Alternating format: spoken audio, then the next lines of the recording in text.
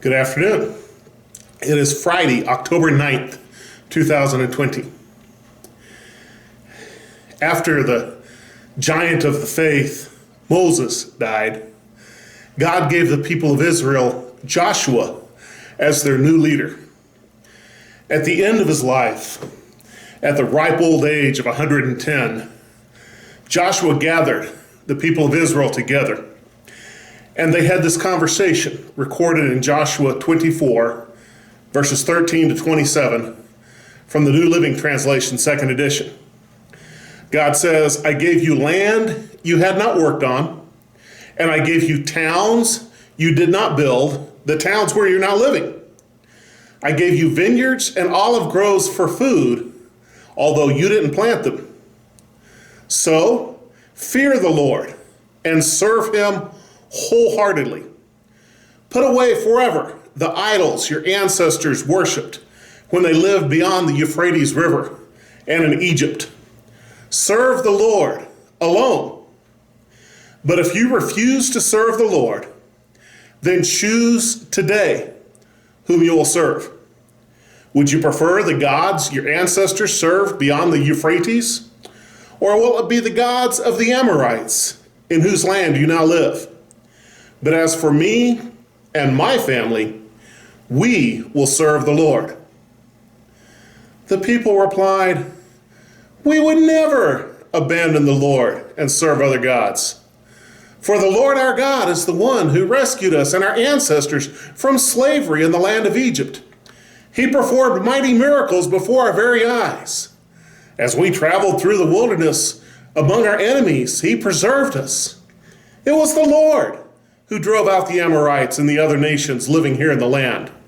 So we too will serve the Lord, for he alone is our God. Then Joshua warned the people, you're not able to serve the Lord, for he is a holy and jealous God. He will not forgive your rebellion and your sins.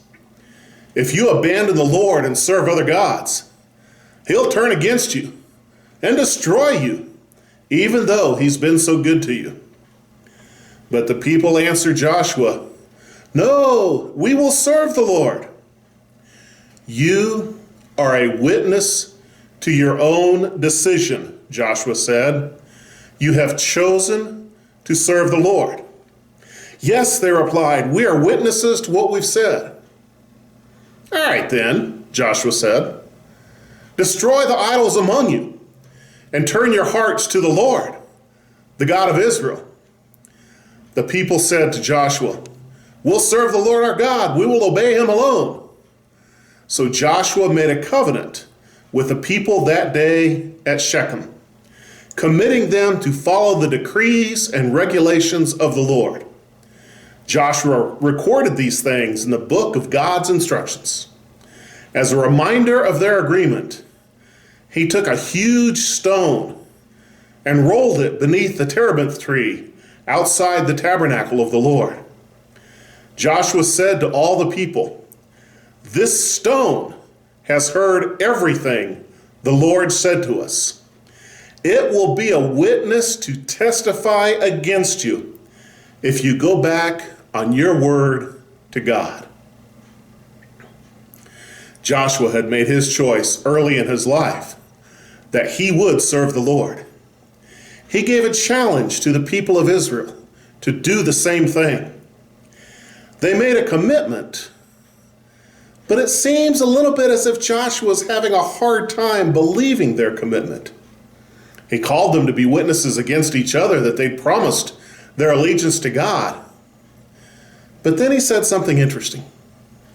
In verse 23, he said, all right then, destroy the idols among you and turn your hearts to the Lord, the God of Israel.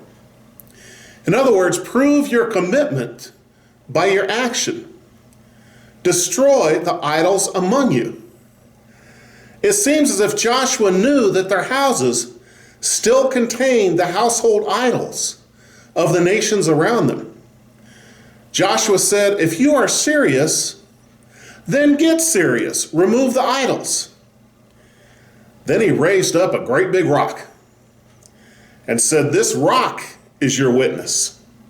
Every time you see this crazy big rock, you'll be reminded of your promise to God. I think we need to make a new commitment to God, publicly and in front of witnesses.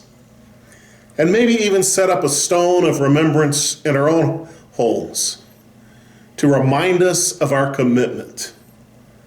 We need to cleanse our lives of idolatry and serve God.